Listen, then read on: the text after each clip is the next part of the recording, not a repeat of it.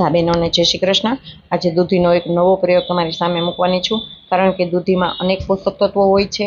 એમાં પાણીનો ભાગ હોવાથી શરીરને ઠંડુ રાખે છે અને હાઇડ્રેટ રાખવામાં મદદ કરે છે।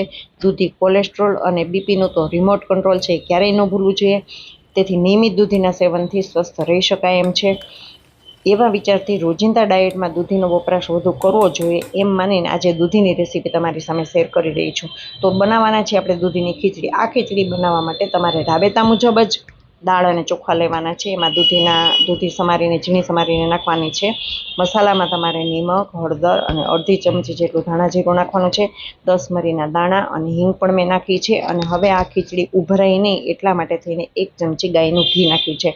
બેનો ગાયના ઘીમાં છે ને વલોણાનું ગાયનું ઘી છે ને ખાવા માટે ખૂબ જ ફાયદાકારક અને સ્વસ્થ રહી શકે એનાથી આપણે મલાઈનું ઘી છે એ નુકસાનકારક છે। હવે આ બધી સામગ્રીને મિક્સ કરી દીધી છે, ચમચાથી હલાવી અને ઢક્કન કરી દીધું બંધ। ગેસ ઉપર આપણે એને મૂકી દઈએ અને 5 થી 7 સીટી એની મારવાની છે।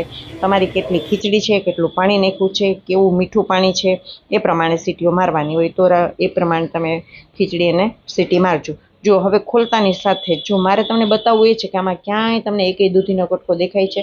નથી દેખાતો। એટલી બધી સરસ રીતે ખીચડીની અંદર દૂધી છે મિક્સ થઈ જાય। જો હું ચમચાથી પણ હલાવીને તમને બતાવું છું, ક્યાંય તમને દૂધીના એક પણ પીસ જોવા નહીં મળે। અને દૂધી છે ને એ મીઠાશવાળી હોય છે, એટલે ખીચડી એટલી સરસ મીઠાશવાળી થાય કે ન પૂછો વાત। જો એક કટકો આમાં રહી ગયો છે, પણ એ એટલો બધો ગળી ગયો હોય ને કે અડતાની સાથે તરત જ એ છે ખીચડીની સાથે સરસ રીતે ભળી જતો હોય છે।